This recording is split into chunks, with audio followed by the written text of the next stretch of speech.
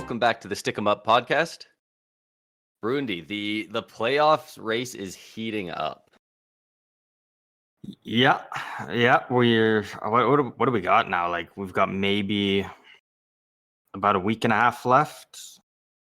Yeah, the majority of teams actually, have between around anywhere from 8 to 11 games left.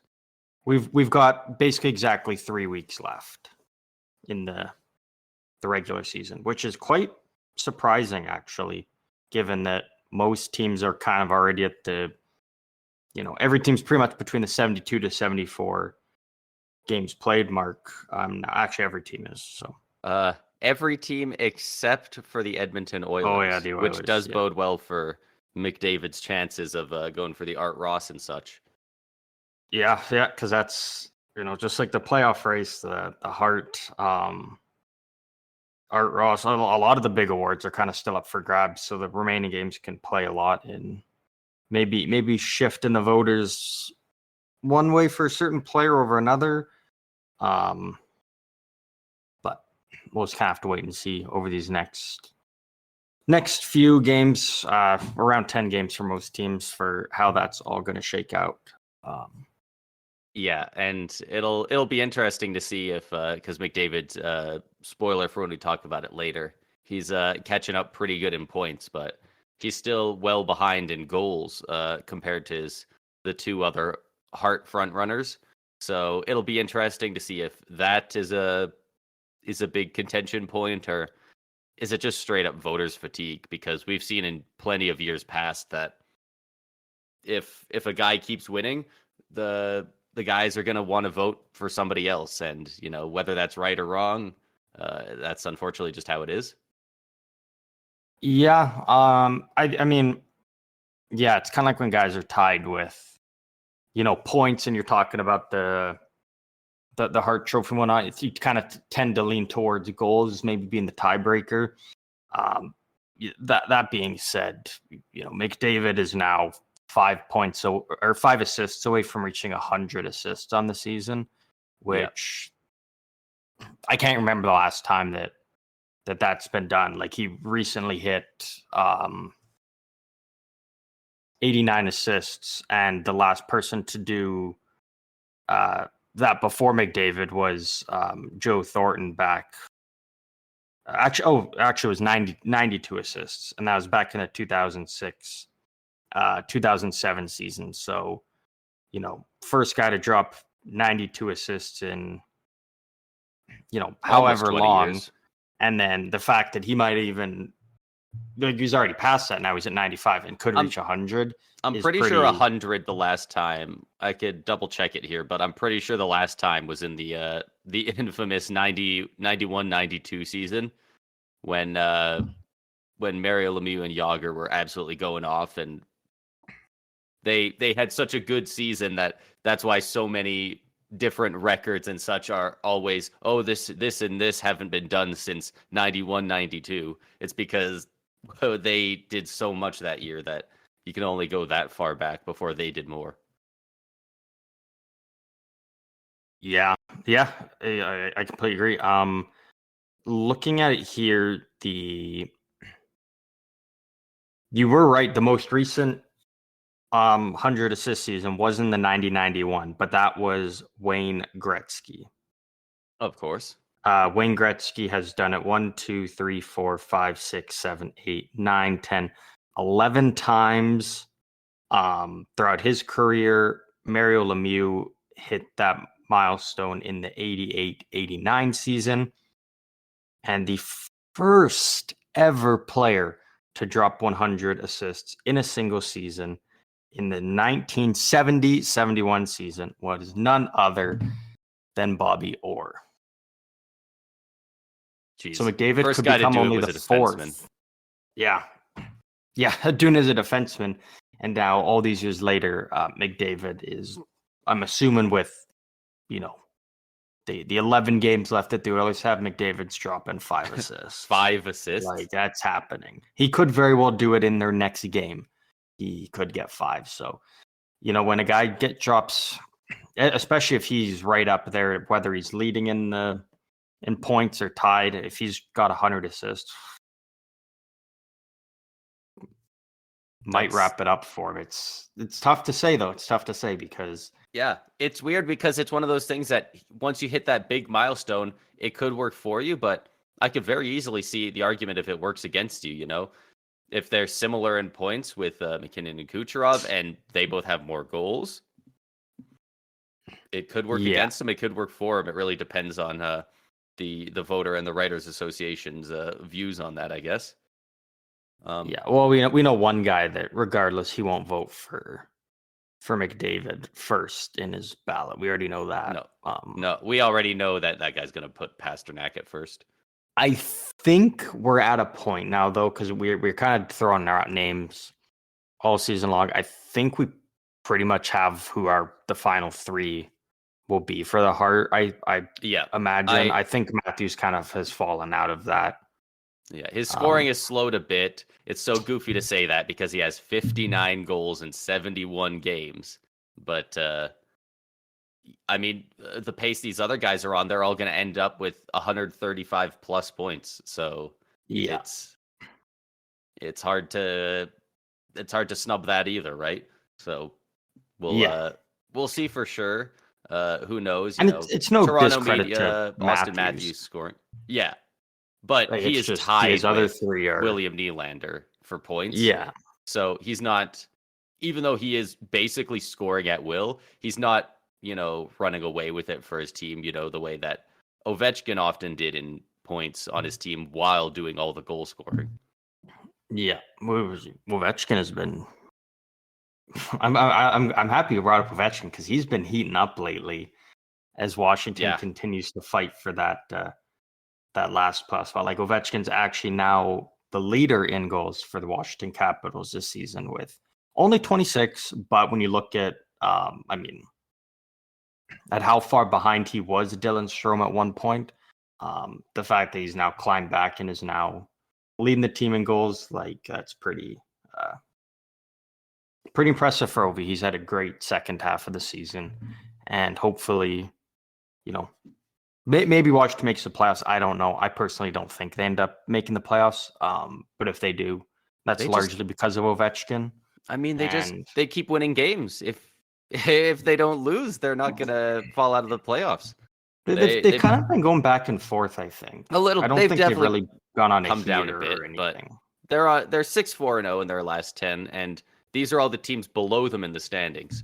The Detroit Red Wings 3-6-1 in their last 10. The Islanders 3-6-1.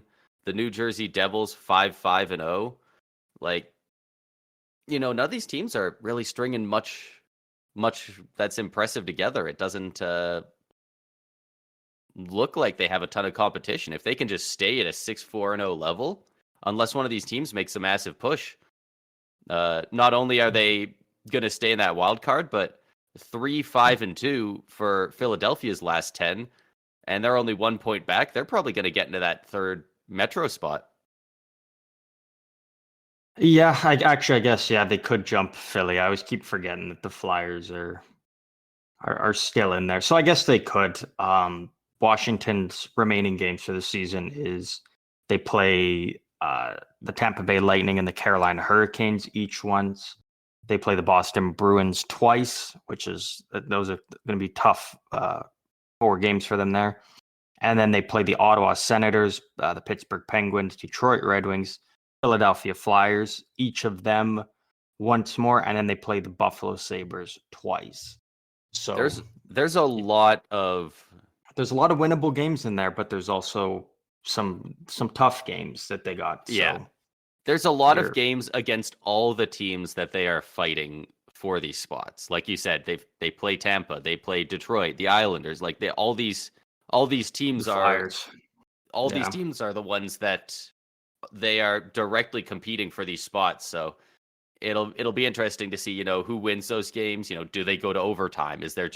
Are there 3 points doled out in a bunch of these games? Because it's not even just with the Capitals, the Red Wings, the Islanders, the Devils, Tampa, we all play each other several times before the end of the season in these final 10 games. So as much as it does look like there is a big separation in points. If you lose a game to your competitor, that's 2 points you're not getting. That's 2 points they're gaining on you. That's why they call them the 4-point games, and Yeah. it'll really be interesting to see if one of these teams can come back. The Devils have 2 wins in a row now. It's looked like they definitely don't look like what people thought they were going to. You had them winning the President's Trophy and the Cup this year, and that was completely reasonable. Yeah, And they're frauds this year, though. And they're only 5 points out of the spot. No. That's I 3 can make wins. an argument for the Flyers, the Red Wings, Islanders. I just think the Devils are too far out of it. They've had so many games that they clearly should have won, and they always just they find a way to lose. And I just don't see it in this stretch where, they go on this win streak and these other teams kind of all crumble collectively at the same time. I'm just not sure if I see that happening. Pittsburgh, I'm pretty confident to say is Pittsburgh's done.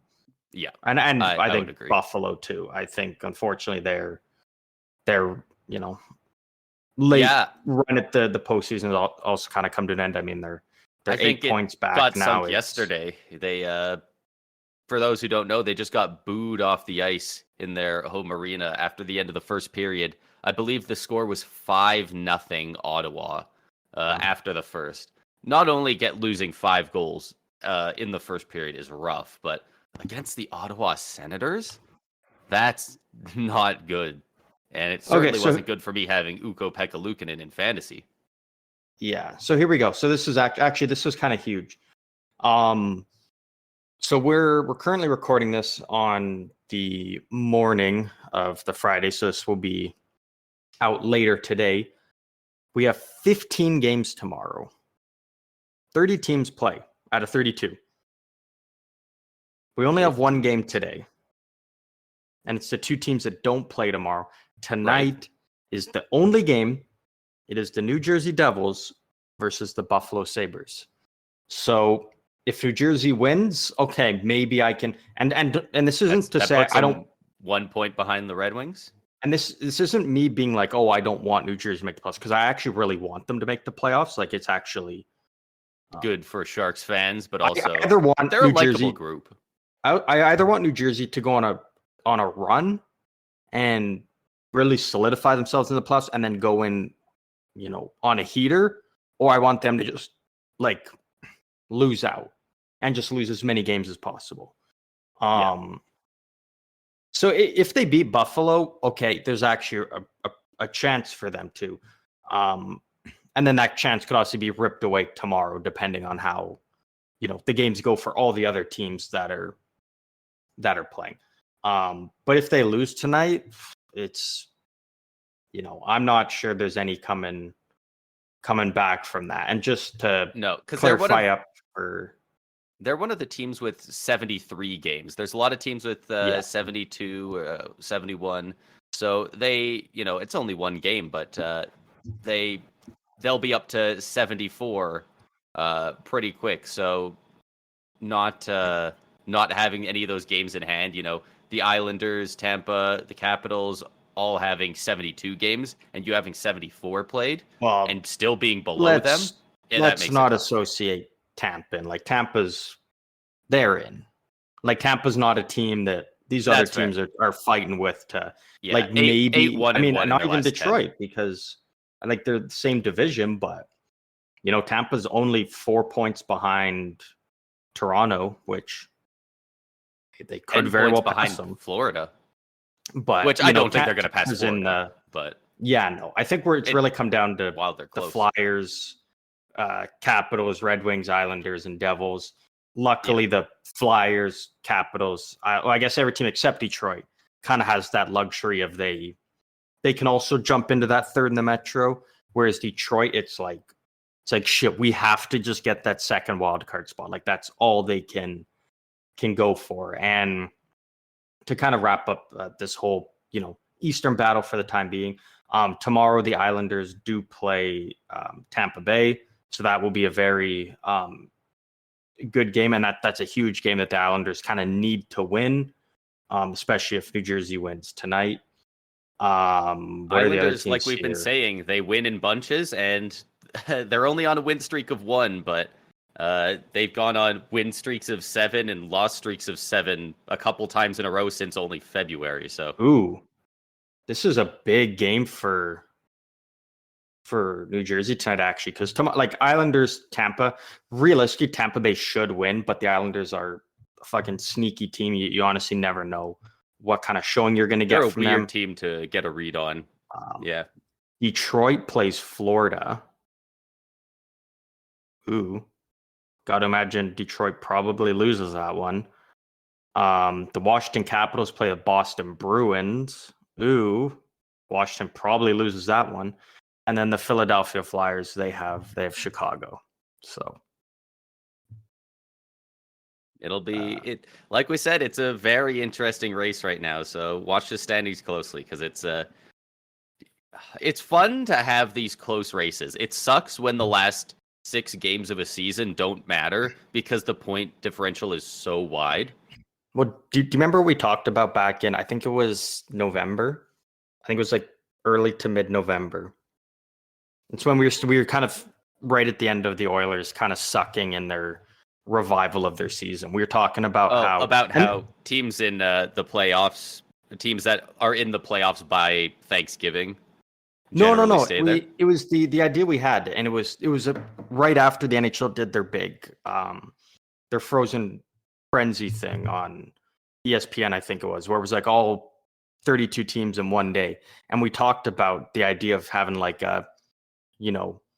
doing it on a Tuesday again or something, but have it be at the end of the regular season, and do it again, and have every team finish the regular season on the same day. Could you imagine if that was happening this year?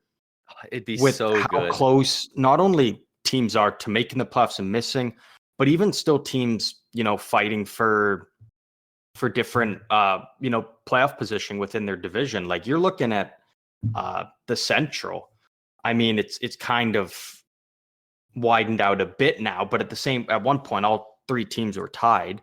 But Dallas, Colorado, and Winnipeg, not only is finishing first, they're huge because you potentially win you're potentially the number 1 team in the Western Conference and have home ice advantage as far as you go. But you also get the luxury of not having to play, one of Winnipeg, Colorado, or Dallas for round 1. You get to bypass that and let the other 2 teams battle it out, and probably whatever 2 teams it is, probably a 6 or 7 game series, and and one of them is knocked out. You don't have to worry about them. Like if Dallas finishes top there and Winnipeg, because I'm assuming Colorado will probably be the favorite. If Winnipeg upsets Colorado, that's huge for Dallas. And all of a sudden, it's like, hey, we don't even have to worry about Colorado anymore because Winnipeg did it. We just have to take care of Winnipeg now, rather than having to beat Colorado and then play Dallas, which maybe Winnipeg would have to. So, but man, if we had all of these storylines one day of every team playing, man. And a lot of these teams are divisional rivals. So I can look a little more in depth of what their final games are. I just have every team's remaining opponents, but there's potential. Like the last couple of days, there's 2 teams playing. And it's like there could be some people leapfrogging each other. If one team wins, they stay alive. If this team loses, their season's done. Like we're going to get a lot of interesting games over the next 3 weeks that can really alter a team's season and whether or not they make the playoffs, or whether or not they win their division or win the presidents or whatnot. Because it's everything's up for grabs in the league except the Vezina. I think that's the one thing that is wrapped up. Well, and I guess in the Rocket. I'm assuming the Rocket's probably.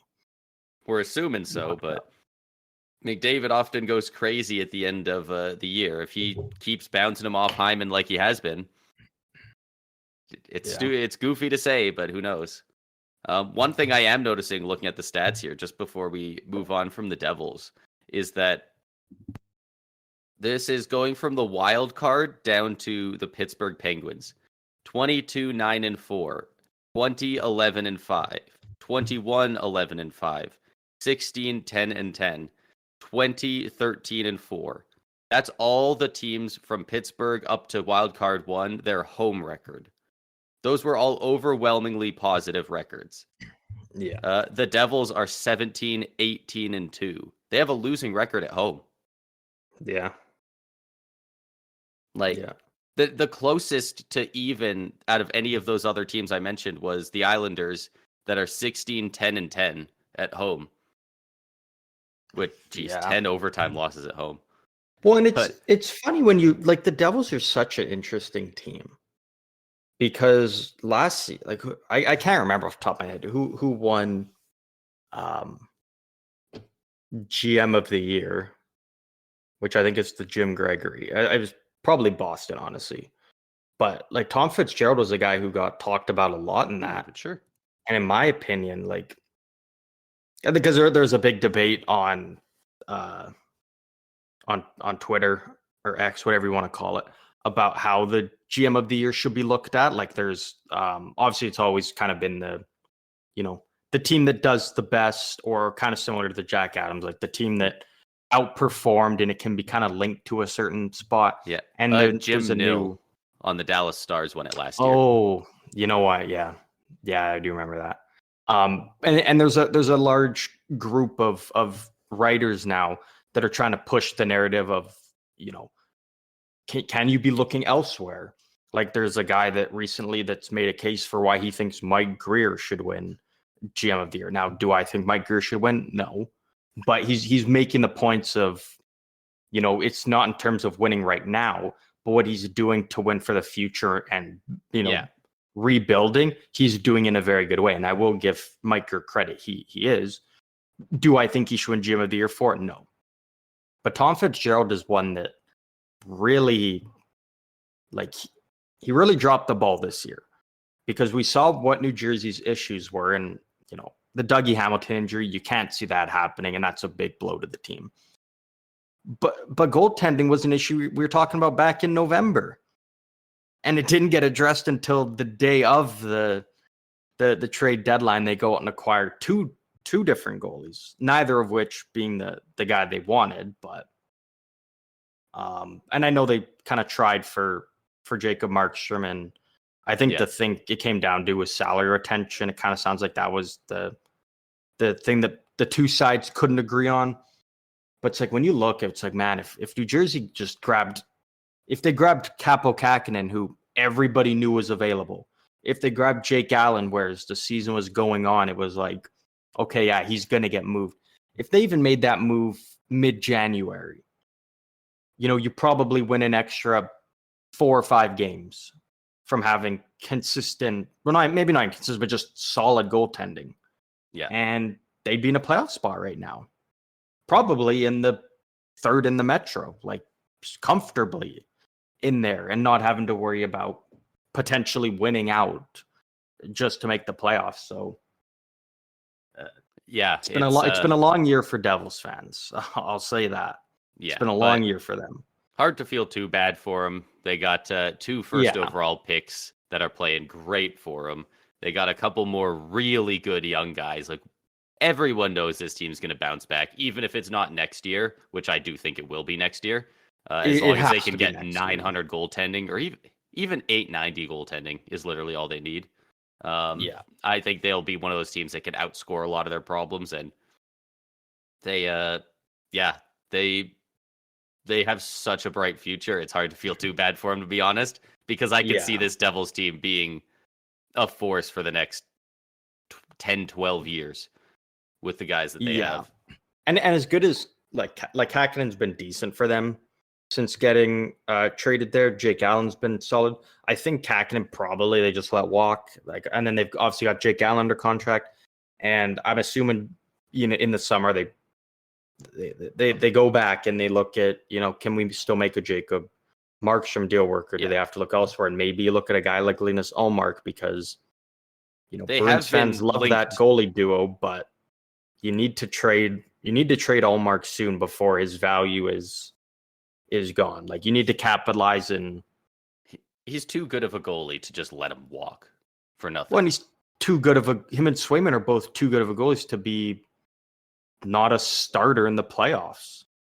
Yeah. Like when you look at what you could have back for Allmark, it's like, would you rather have Allmark sitting on the bench in the playoffs and hugging Swayman, which I know the fans love, and bringing good vibes, or would you rather have potentially a second line center and a top 6 defenseman and an upcoming first round pick or something?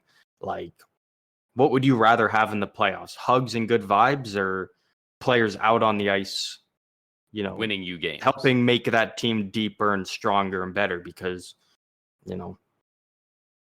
they probably would have beat Florida last year if they had moved on. I mean, it's hard to say last year because Allmark was playing so good. Yeah, because he won the. It's like when you think of that, it's like it's weird. When you've got, I'd say the two of them are probably both. Is it fair to say top 10 goalies? At the very minimum, I think it's arguable. And having one always on the bench, like. Currently, I would probably not have Allmark in there just because he's kind of lost the starting position of Swayman. But he's still coming off a Vezina win last season. I don't. That's my thing. I don't necessarily think it's fair that he's outside the top 10, but I'd probably have him just outside it. I need a list of the full goalies to go through it. Yeah, I think there's like a firm, like, 5 or 6. You can confidently say, yeah, these guys are top 10, and then from there on it can be up for debate on who goes where. But yeah, that's another thing. It's like maybe they look to Boston, and maybe you can get Allmark, because he is I think he's 4 or 5 years younger than Markstrom. So if you're planning on going big on a goalie, why not a goalie that you can squeeze a couple extra years? And instead of Jonathan just Quick showing renting a great elite goalie for a couple years, you could set yourself up for the future with a goalie. Yeah, and Jonathan Quick showing that doesn't even Fleury it. When you get to that 38, 39, 40 areas of player, like a forward or defenseman, most guys are kind of done. There's a few guys that are just exceptional and can play beyond that, but goalies, like Joe Pavelski. Yeah. I didn't say it, you said it. Someone but had goalies is one that are fine playing until they're 40, 41 and can still play really good. Yeah. So if their knees, their hips, and their back are holding up, they'll play till they're 50 if they can. Yeah. So it's an interesting spot for them, but we can move on from the Devils. We've given them enough TLC here. Yeah, and I do believe they have been mentioned as they will be looking at Markstrom in the offseason. It sounds like they are, even though the deadline is passed, they are definitely still interested in going after him in the summer. So I'll be interested to see where that goes. And I think the Flames have to move. Like, they have to move Markstrom. I think the way they handled the situation was, in Markstrom's words, poorly done. And I think the bridge is kind of not burned, but it's cracking. Like, it's not the Baltimore bridge. That might have been too soon, but yeah, I mean, and Calgary's kind of just they're trending downward. Like, their season is really 2-8-0 in their last 10. Yeah, like they looked actually pretty good, kind of right after the trade deadline, just before, but it's for a little bit it looked like they might go on a heater there, and then just kind of fell off. They could only hang on for so long, really. They're just holding on until they couldn't. Last night I was talking to a pair of Flames fans, and they were talking about how they lost against whoever they played last night, and I know St. one Louis. I know which was one a of them big game. Yeah, and one of them's like, we lost tonight against St. Louis, and the other one was totally of the opinion, good. You know what? Lose them all out from here on out. We're not making the playoffs. Let's get the best draft pick we can, which, towards the last 10 games of the season, you definitely tend to see a lot of that in fan bases of teams that are, the team right below them, the Arizona Coyotes, is now mathematically eliminated from the playoffs. Like, I don't think anyone thinks Calgary's winning 10 in a row to make the No. playoffs. And even if they do, like, Is it worth it? the Kings would still have to lose all but one of their remaining games to be able to fall out as well on top of that. Like, it's mathematically eliminated, but they're basically out at this point. It means every other team in the wild card has to lose. Yeah, and like the Flames have lost 5 in a row. Pittsburgh's won 2 in a row now. Seattle's won 2. So, assuming like when the season ends, if the season ended right now and no one moved in the draft lottery, everyone stayed the same. Calgary's sitting with the 8th overall pick. In a draft like this, they can get a really good player. They can get a difference maker. Do I think they take Iginla there? Probably not. I think Iginla falls back a little bit. I think taking him at 8 is a bit of a stretch.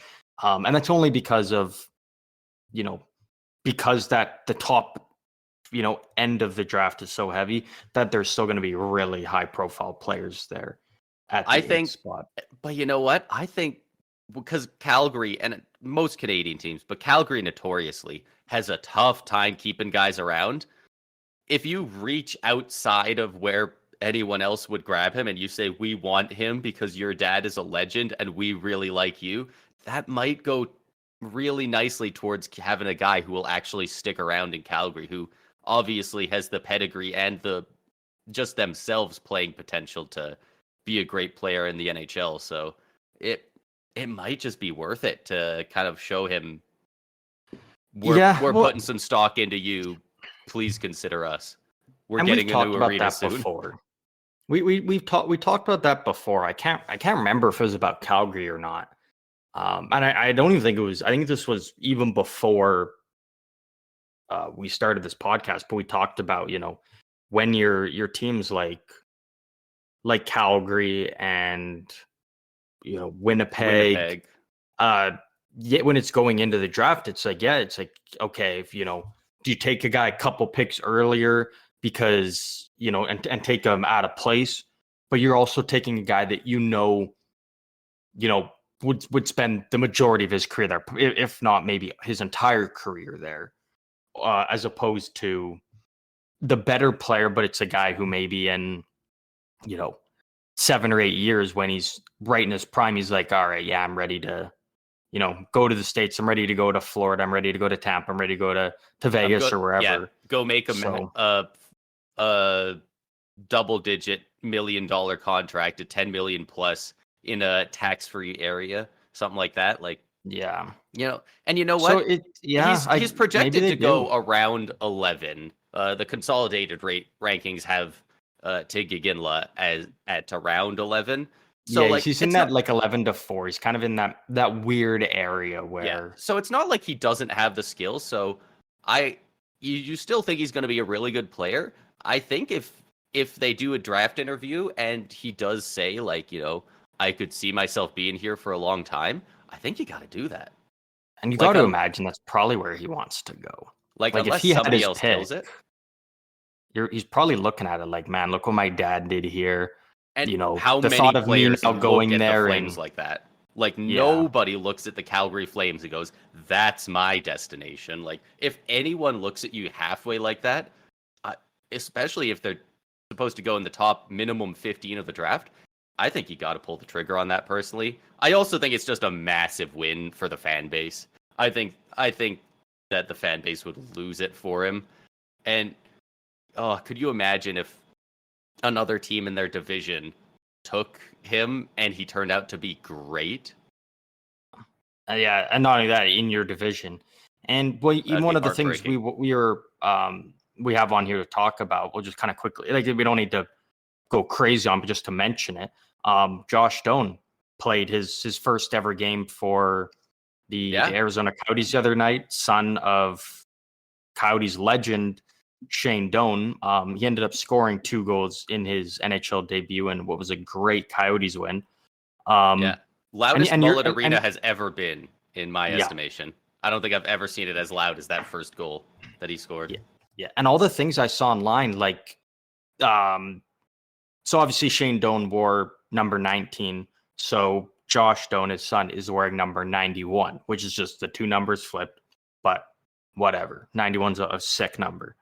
But Classic. the amount, like, so many people were buying Josh Doan jerseys that night, because it's like that. How sick is that? That all these Shane Doan fans that grew up watching him and idolized Shane Doan as the leader of the Coyotes now gets to watch his son do the same thing, and you can now have two different Doan jerseys. Like, imagine if the Flames were able to do that. Yeah, you sold me on it. I think that's probably actually the way that they should go.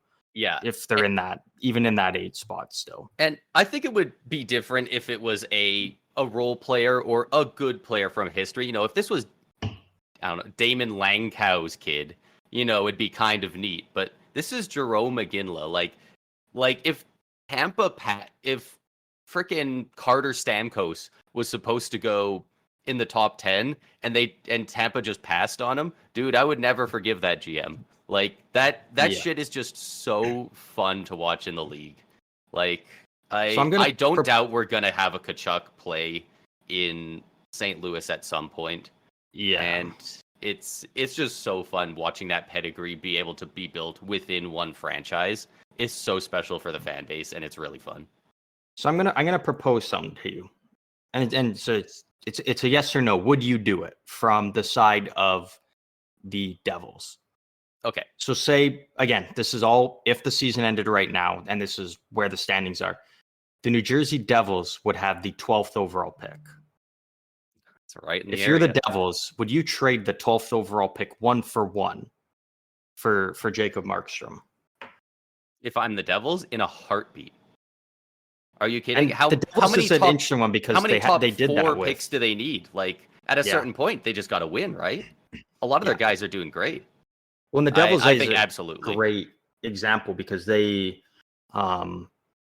traded the 9th overall pick in whatever year, I think it was 2013, on the day of the draft to Vancouver for Corey Schneider, and then that pick ended up becoming Bo Horvat. But so it's like maybe we're in the island.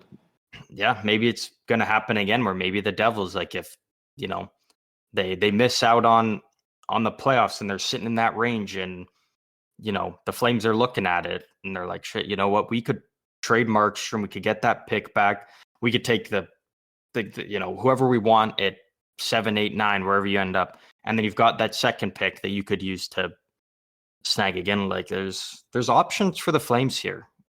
Yeah. Depending on, obviously, there's, you know, like we said, a lot can happen over these last 10 or so games, but yeah. And even if they, think he might go a bit earlier, you know, if you have that, what is it? They're at the 6th or 7th pick right now, or the 8th or something like that. And then if they have 8 and 12, I'm sure they could package something together to end up with like an 8-9, so that you know you're gonna get them, and then you can take Iginla, somebody else.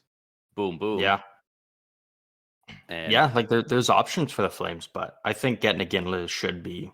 Yeah. The second the playoffs is confirmed, every team has 82 games played, and we know what it's going to look like.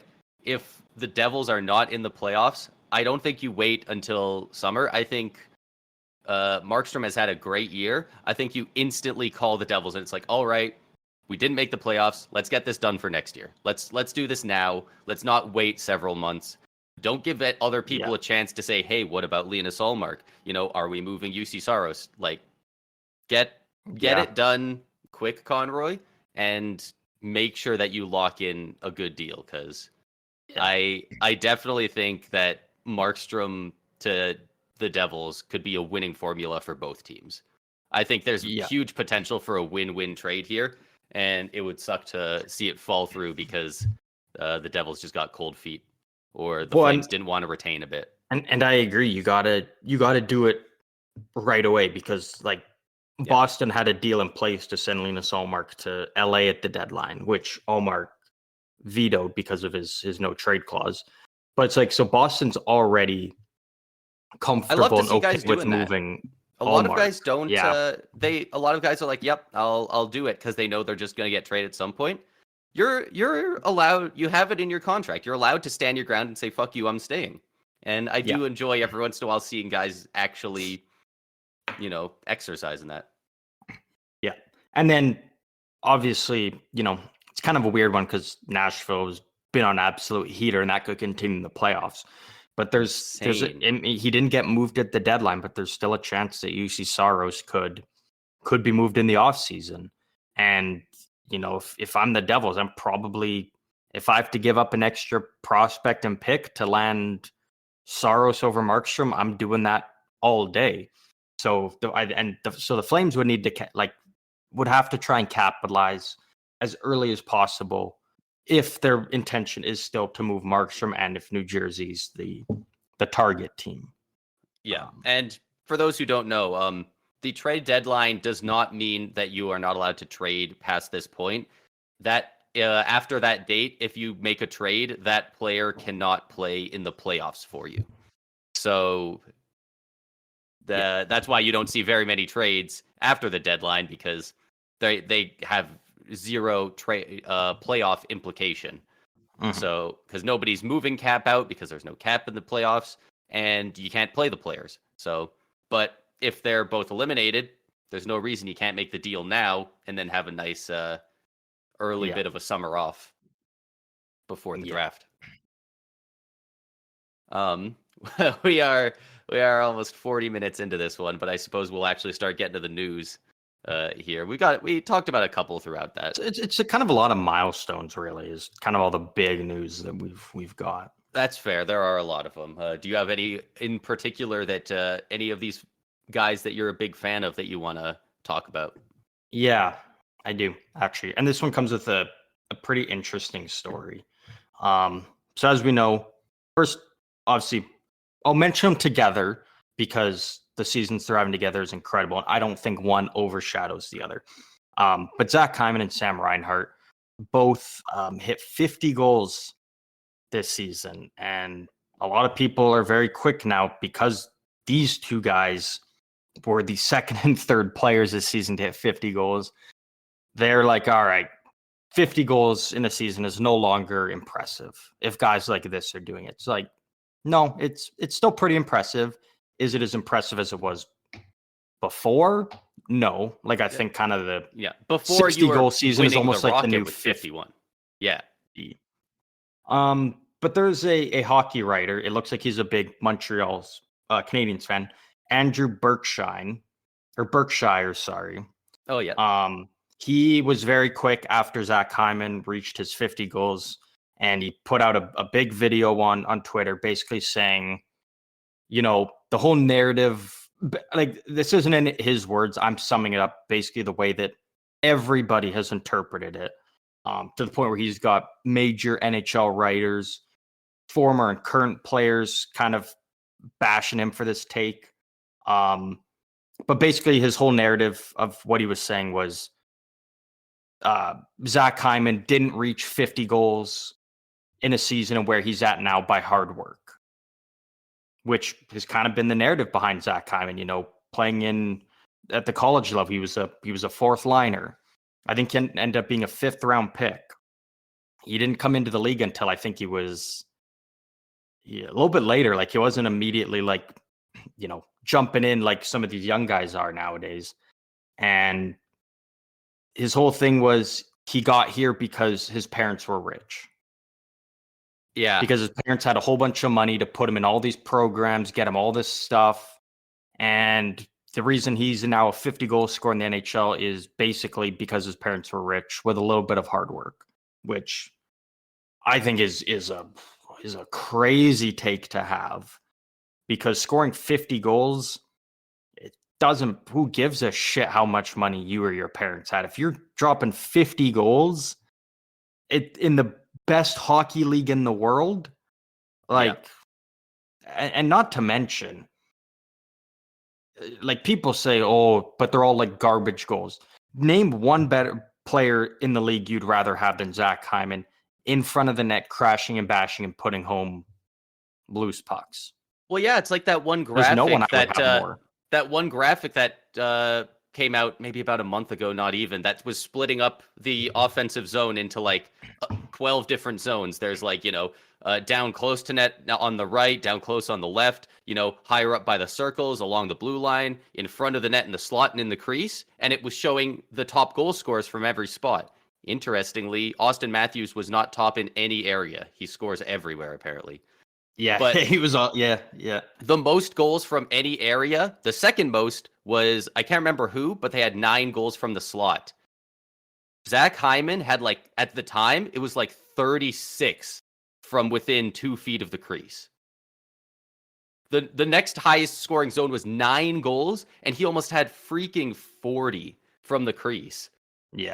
And nobody else had even double digits. So he's clearly doing something right. If this was easy, everyone would be doing it. Every team would have a guy doing it, right? And yeah. So there are some points that you can point to.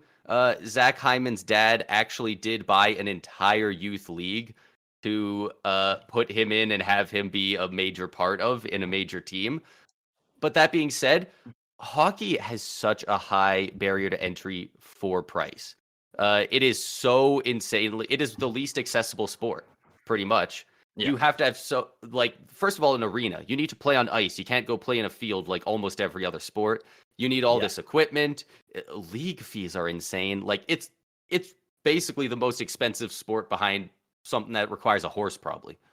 And how it's weird hearing a guy complain about his parents were rich.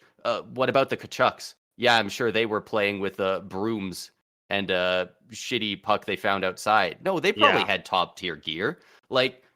This isn't the first time we've seen second, third generation players come in who clearly from the age of 3 have been not only skating, but stick handling, right? So it's, out of all the guys to complain about, you could have easily just pinpointed Reinhart for his power play goals.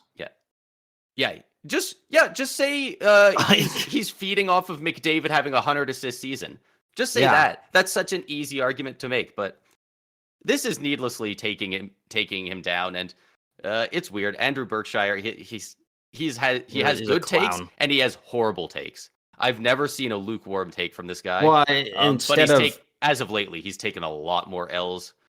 Not just with this, but he's taken a lot more L's. Posting this shit, he should be fined. Apparently recently got fired, so it's you should be as a sports writer, no one there's no one online that agrees with his take. And it's how are you gonna get a job as a writer anywhere else if this is the again, you could have easily been Reinhardt's a fluke 50 goal season because look at all the power play goals. Fine, no one would argue with that, but again, to single out Hyman and be it's about money, it's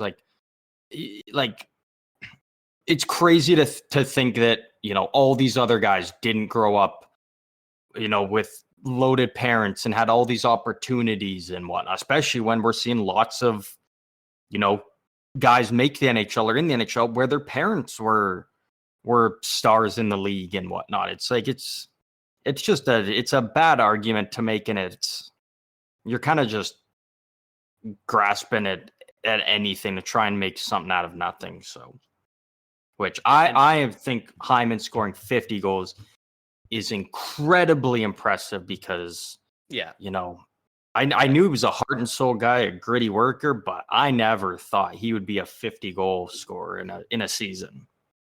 I would have sooner assumed that he would be an 80 assist guy playing on the wing of Austin Matthews. It's, and as I'm doing more and more research onto this as we're talking about it, we won't go very much into detail for it, but it does Berkshire has shared multiple things online being a critic of Israel, and Zach Hyman is I didn't want to say it. He's the first Jewish 50 goal scorer, and it might just be a race thing. He might just be a little bigoted for it. Yeah, that's where a lot of people are. We don't know it's that. Maybe towards. he just thinks that he's a nepo baby, but yeah, he's not. Does he think Sam Reinhart is insanely gifted and one of the best goal scorers in the league, and he thinks Zach Hyman's a bum? Bit of a weird take. So, Yeah. Come to your own conclusions. Don't take our word for it. But that's But if you want to take not our a word good for look. it, by all means. Yeah. With that being said, though, obviously, also huge congratulations to Sam Reinhart for his 50 goals. I feel like his 50 goal season has been kind of overshadowed by what Zach Hyman's doing. So, and regardless of how many are power play goals or not, again, if you score 50 goals, it's impressive. Is it as impressive as And it was you know 20 what? years ago? You need to No, score on the power but play. I don't like people discounting insane point totals or goal totals because they're on the power play. That's literally what you need your power play to do. Tampa yeah, would be not even sniffing a playoff spot without their power play playing how it is. Our power play is at like 29.9% on the season right now, and we are not touching the playoffs without that. So, like, and I'm sure if the Penguins didn't have an 0 for 80 playoff throughout the early year, they'd probably be a lot closer to the playoffs as well. So, we can complain about it, but, if you see a guy with decent point totals and zeros on the power play, well, maybe that means he's just doesn't have the IQ for that part of the game because well, it's a different skill set, and it is and important. even with Florida, like they have Brandon Montour, who isn't having the greatest season, but he did put up 16 goals as a defenseman last season. Aaron Ekblad, I mean, he put It's a up lot of goals for a 14 last defenseman. season, 15 before. You've also got Matthew Tkachuk. You've got Barkov for Hagee. Like, you've got so many guys that have proven that they can score consistently at the NHL level, score a lot of goals in terms of guys like, Verhage, Kachuk, Barkov, but it's Reinhardt getting all the power play goals. Like, Reinhardt's just got the hot stick. Everything he's shooting goes in. He's finding those open areas. Like, there's other guys on that power play that can score goals. It's just what Reinhardt has been doing is he's just been playing out of his mind. And that's a great way to win hockey games. You have all these guys who can score basically at will. One of them's going to score at least 5-on-5, and then you have this one guy who's fantastic at scoring on the power play. So you don't even have to put out your top guns out there on the power play because, hey, everybody, Reinhardt's got this one. And then as soon as he scores and you go back to 5-on-5, you got Kachuk back out there scoring. You got Verhage back out there scoring. So, if your power play scoring isn't like kind of cannibalizing in a way the goal scoring 5-on-5, that's a great way to put up a lot of goals in a game. Yeah. Yeah, I 100% agree. But with all that being said, congratulations to Hyman and Reinhart on reaching their 50 goal seasons and growing. There's still lots of time for them to still at least 10 games left. Hit 55, 50. If they go on a run, they could potentially catch Matthews if Matthews really kind of slows up. Possible. I know he's been kind of dealing with a little bit of an injury. And these two guys could even, and maybe they Marner don't catch has Matthews, been injured but too. they could be 60 goal guys. Yeah, Marner's been out, so even Matthews hasn't Marner had his line to play with as much as well. But the last thing I will say, just regarding the Berkshire thing, is that basically every analyst, every player that's commented on it, are all on Zach Hyman's side. Luckily, this is not. Yeah. This is old man yelling at clouds thing. This is not a actual debate going around. Like, this is a 99.9% of people are agreeing with the side of that's stupid. Zach Hyman earned this shit. And if you watched the clip of him scoring his 50th, you can see it all over him. Everyone's gassing him up. Every single player on the team, the coach, the ref comes over and congrats him. And dude looks like a freaking 18-year-old getting sung happy birthday. He's just taking it in and trying to be as humble as possible. Yeah. Like, which he doesn't even want the attention. He wants to go home and celebrate it. He doesn't want to have a big hoorah. Like, he wants to focus on winning the game first before he just seems like such a great guy, and he was so humble about it. And all these dudes are so gassed up for him. in the clip, Draisaitl's already cheering and pointing at him before he's even taken the shot and it's gone in because it was a deflection on the power play. As soon as McDavid made the pass, Draisaitl's going because he knew it was going in, 100%, which was funny to see.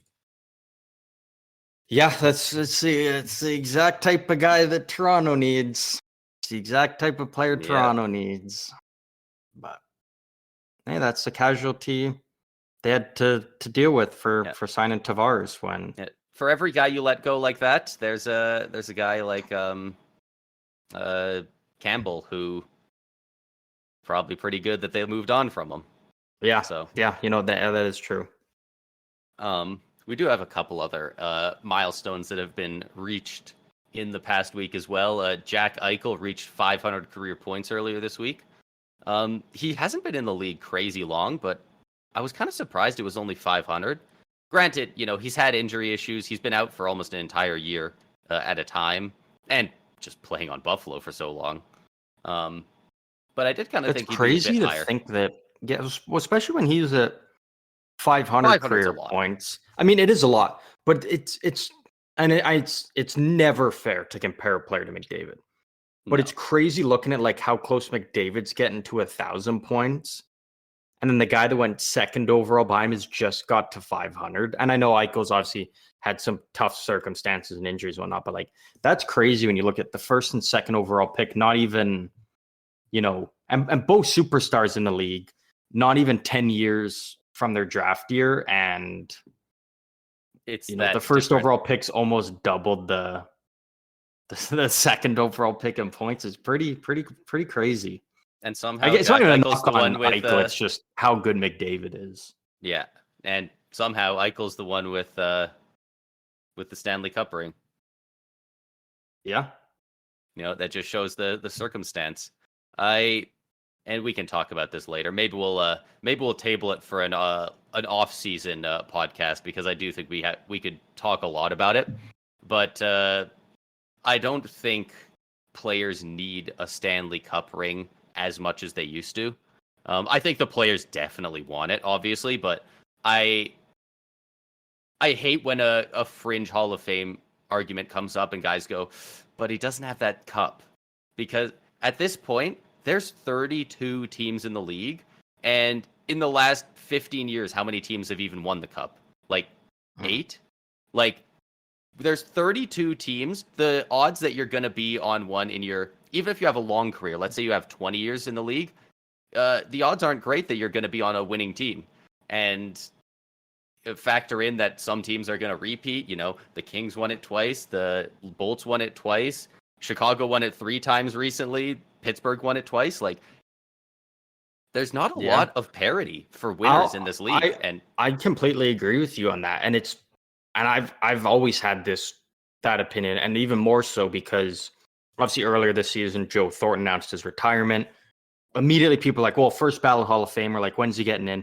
And there's some people being like, he didn't win that cup though. Can he be in the Hall of Fame? And it's like, if you're talking about a guy like, the argument is first ballot in the middle of the pack. Yeah, like there's a difference between, a guy of could he get in, could he not? A guy like Joe Thornton, like who we mentioned, maybe a Nicholas Backstrom. I think he gets in just since he has the cups and what Ovi's done. But a guy like that who has good point totals, but is he there? Corey Perry, if he didn't have that cup in his rookie year, maybe not. No, because he did still have that rock in the heart. Yeah, he had the one insane year, and he's also got a lot of other gold medals, I believe. So I do think he would, but a lot of those more fringe picks, a lot of people point to, their tiebreakers kind of, do they have the cup? And Nicholas Backstrom, I think, is the perfect example because I think he is a guy where I think they do move the needle a bit more for him because he's got that cup, as opposed to if he didn't, it's like, or maybe even more so with it, it's when do they get in? Like, I feel like with Backstrom, maybe it's like he was going to get in either way, but with that cup, it's easier to make the argument to get him in sooner rather than kicking the can down the road until it's like, I wonder if they year do and it's on like, purpose. if they on purpose don't put him in right away and they draft him in with Ovechkin and probably Crosby in the same year as so well, that's the thought depending I when they had. retire. That's the thought I had. It's like, could we see a thing where, and again, it's like when I try and think of two teammates currently who aren't in, I'm like, and I don't know if I'm assuming Patrick Marleau gets in, but it's like, Oh yeah, could you see a Joe Thornton and Patrick Marleau get in together? Like, how cool would that be? Especially because I I think they should. believe the kind of whole ceremony and thing, it always takes place in Toronto, which they both went there. Both of them ended up going and playing there, and we saw how close. Well, Joe, what Patrick Marleau and Austin Matthews and Mitch Marner and them did, and then even Joe Thornton, they were going to UFC events, they were going on vacation. Like, it's so that's something that could be pretty cool. But yeah, I don't think you don't need a Stanley Cup to get in the Hall of Fame or to make or break your case. Yeah. Maybe just the timeline of when you get in. Yeah. I just now thinking of it, it would be really interesting in, let's say, 4 or 5 years to see Crosby, Ovechkin, Backstrom, Malkin, and Letang all get into the Hall of Fame in the same class. If they all retire around the same time, like that would really signal the end of an era, Yeah. That's just an era of dominance over in the Metro Division that just really carried these two teams that were insanely popular when, before their respective franchise players, both were kind of seen as almost poverty franchises. Even with Lemieux and Yager, once they were kind of done in Pittsburgh, Pittsburgh really seemed like their franchise was kind of on the ropes and maybe looking towards relocation or a sale or something. And between Lemieux buying a large portion of the franchise and Crosby coming in, kind of saved Crosby them. coming was huge. He saved them. So much so did he save them that a lot of people think that they rigged the 2005 draft to get Pittsburgh Crosby. A lot of people believe that because they were so close. I still don't think failing. that. And the only reason I don't is just because when you look, and it's like, man, when you look at the stacked team that Anaheim had and how fun it would have been to have Crosby in the mix. And that's also, Anaheim didn't even win their cup yet. But before Crosby got drafted. So it's like, it's not even like, it's like, so it's like, I don't know. I can see people saying that, but again, at the same time, I also kind of believe that they did that with Bedard. Yeah, Chicago, right. So I can see it. I was too young to remember it, so I don't know. I think I was still deciding whether or not when people bring it up, I just kind of go maybe. But I think during that time, I was still deciding if I wanted to be a Buffalo or Ottawa fan. What a dark path I almost went down. Yeah, you were a big Ottawa fan for a bit. That would have been tough there. Yeah, I think I just like their logo. It was a sick logo. They had a better logo back then. Same with Buffalo. The slug. Dude, everyone hates the slug. I genuinely like the slug. Yeah, I'm like, what's wrong with the slug? I mean, their new logo is sick, but like, the slug their new is logo's so good. Honestly, the red and black buffalo head is probably the best one, but I do like the Buffa slug. Yeah, they got some good logos actually there. Haven't had a good team in forever, but you can always count on them to look good. And you know what they say? Look good, play good. Except they don't play good. What else do we got here for? We got, wow, man, we even went on a tangent just for Jack Eichel, 500 career points. TJ Oshie reached 1,000 career games earlier this week. Stanley Cup champion, TJ Oshie. Is he a gold medal winner? I know there was that one year where he kept getting put in the shootout. Did he end up winning that? No, they lost. Pretty sure. Oof. Well, should have scored more in the shootout. What can you say? But he's got his. I assume he has a Stanley Cup ring. Has he been in Washington that long? Yeah, he's been there for some time. The U.S. came in fourth that year in the Olympics. Do you know who won MVP that year? Was that 2010? The 2014. That was 2014. MVP 2014. Who were people hyping up? I'm going to assume it's on Team Canada. No. Canada won gold, but the MVP was on the bronze medalist winners, which was Finland. Finland. Wow. Geez, I don't even have a fantastic guess. Is it a goalie? No. Winnipeg Jets legend.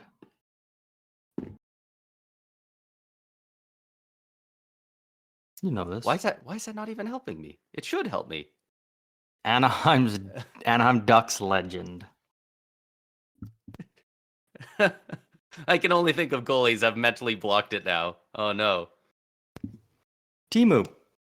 Holy crap, 2014. I don't think I would have got that. I was thinking younger instead of older. I was thinking like, did Patrick Laine like do something insane? What's going on? Yeah, Timu. And do you know, this one's kind of funny actually. Despite the Americans finishing in 4th place, they did have the scoring leader of the tournament who had 8 points. Only 8 points, which I think next Olympics will probably be much higher. Guess who led the tournament in points with 8? And they were on Team USA. John Carlson. 3-time Stanley Cup champion. Phil Kessel. Phil Kessel. He is American. Okay. Phil Kessel. I wanted him to be a Canadian so bad, but no, that's we got our own in Pat Maroon. He's Canadian. No, he's American too. I think he's American. He's a Florida man at heart. I'll tell you that much. He's from St. Louis. That's why him going to St. Louis and winning the cup was so huge. So I guess you could have guessed Pat Maroon for that as well. So if anyone guessed Pat Maroon, well done. Yeah. Thank God he hasn't come back from injury before the game against Tampa, because he would have dunked us out there. Dude, Tampa looked like they were playing a bunch of novice players against Bruins. Like, not skill level, we beat the crap out of them. We were just laying monstrous hits every 2 minutes for the entire 60, and they didn't have a response. They had one guy that played like 4 minutes of ice time, who's like, oh wow, he's like 7'14". The dude was massive, but he couldn't be out there very often, right? And like, yeah, freaking Janot absolutely bloodied whoever he fought. I don't think it was Wotherspoon. I think that's who scored. But I've never seen the Bruins get manhandled like that. It really is a new era over in B-Town. Yeah. It's a very different looking team. Yeah, they got some big boys actually. And you know what? I think that's kind of maybe what they were missing a bit of last year against Florida. I think Florida kind of bullied them a little bit too much. What else? What other news we got here? Well, and obviously, once again, congrats to TJ Oshie, Stanley Cup champion. TJ Oshie. Alexander Barkov reached 700 career points the other day. This one felt a little more on the nose. Jack Eichel, it kind of felt like I figured he'd not be a ton higher, maybe 600 or something, but Barkov for 700 feels right. He's always been a bit more of a two-way player. He's not a game-breaking scorer. I don't know if he's ever had a 100-point season, but he's always at least a point per game, and he puts up fantastic defensive metrics and makes great defensive plays. So congrats on 700 for him. His highest is 96, which was in the 18-19 season. Which, I mean, 96 points ain't nothing to sneeze at, right? Like, not a lot of players reach 100 points, It was kind of funny for a while. Until last year was McKinnon still hadn't reached 100 points. Yeah, I was just literally just about to say McKinnon, so many people dunked on him for a while, not hitting 100 career points or 100 points in a season.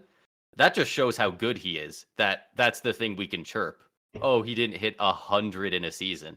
He didn't get 18 more points than a point per game. Like, Jamie Benn won Art Ross with what, 81 points? 86, I think it was. 86, what a unit. And he won it off an empty net goal, I'm pretty sure. Oh. I'm pretty sure that's what happened that year. Yeah. Speaking of McKinnon, Nathan McKinnon's incredible streak. I actually turned on the game for the third period last night because I saw he didn't have a point. I was like, shit, this could be it. And obviously it ended up being it. Nathan McKinnon's home point streak ends at 35 games. It took until the 36th home game of the season for McKinnon and the Avs for him to not record a single point. And he had a lot of good opportunities there in overtime. You could tell that when he was out there with Rantanen and Makar, they were doing whatever they could to try and score and make sure that McKinnon, whether McKinnon scored the goal or had an assist, they were trying to get him that point. Which is easier in 3-on-3, right? For all guys to be involved on it, kind of. But the Rangers are a wagon right now, and it was hard to beat them, especially Shesterkin had a great game. Both goalies on either side actually had a great game. It's kind of a duel of the old Rangers tandem with Georgiev on the other side. But this is the first game. It is, when did the game happen? Yesterday? March 28th. A few days from April was the first game of the year where he didn't have a point in a home game. And that's nuts. He was second longest home point streak of all time. Of course, only second to Wayne Gretzky. I believe his was 40. 40. Oh. And I mean, how many home games do you play in a year? 41? Well, and that's the thing. It's 41 now, but back then it's like, I don't know, maybe 40 was the mark. Like maybe that was a full season. Probably was. If not, he missed it by one game, either the last game or the first game of the season. Yeah. So I guess it would probably be first game. That's can't imagine in crunch time you shut out Wayne. Yeah. Then again, what's crunch time when they were dominating? Yeah, every game was crunch time for those guys. They were farming on a nightly basis. You were more likely to go to a game and see Gretzky put up a 5-point game than you were to see him score no points. Yeah.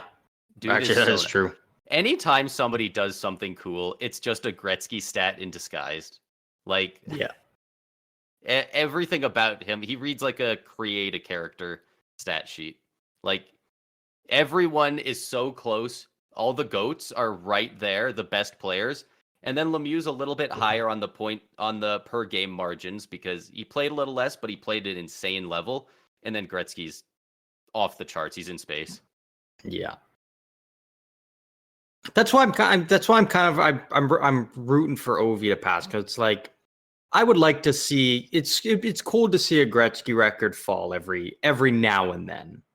Like obviously some of his records will never be touched, but seeing ones here and there, I think it's good for the game. Absolutely. It's good for the game. For records are made to be broken, and pretty much every GOAT of each sport says that at one point or another. Hey, you know what? If someone comes along and does it better than me, that's just good for the sport.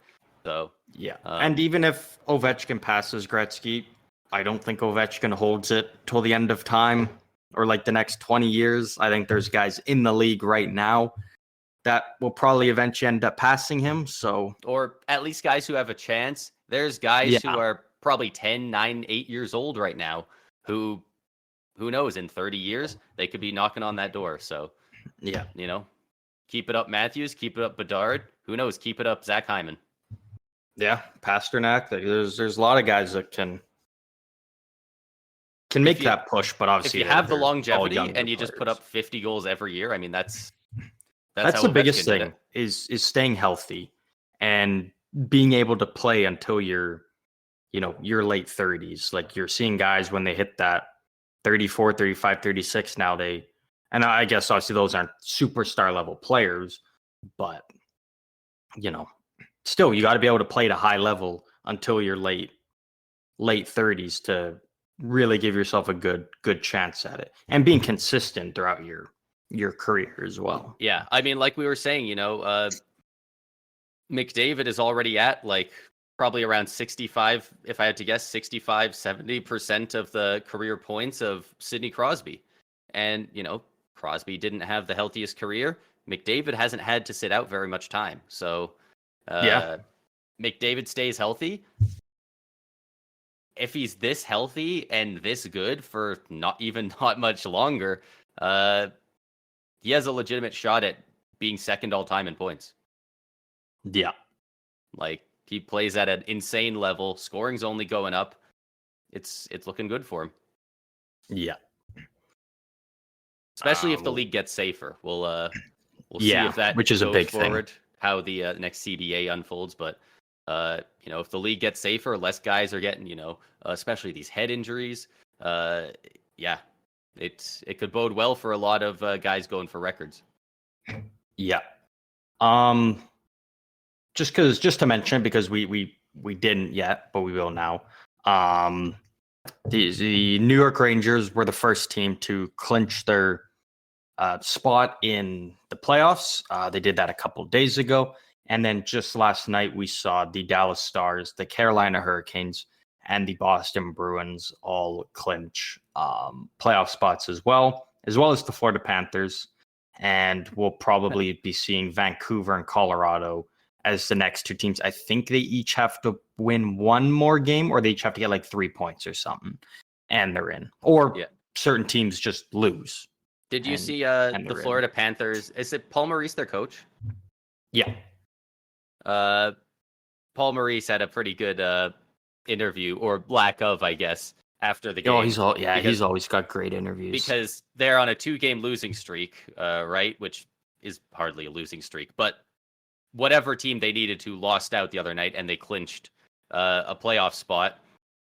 And he just went out there. He did not like how his team played. I didn't see the game, but he did not like how the Panthers played. And he was just, you know what?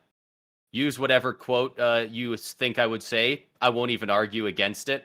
Just say I said whatever. I don't want to talk about it. We clinched, sure. And he left. Yeah. He was just, fuck it. I don't want to do it. Straight to the point. He was like, you know what? Put whatever you want in between quotation marks. Put my name beside it. And you know what? As long as it's not too bad, I'm not going to argue. He was not having it. It was pretty funny. Yeah. What else do we got here? It looks like we got 2 more points to go over. We can speed it up a little bit. We spent a long time earlier talking about some stuff, but Ethan Bear of the Washington Capitals, I believe, has entered the NHLPA Players Assistance Program. I don't believe it's been reported on what he's entering for, but then again, it's not exactly our business. So whatever he is dealing with, best of wishes to Ethan Bear.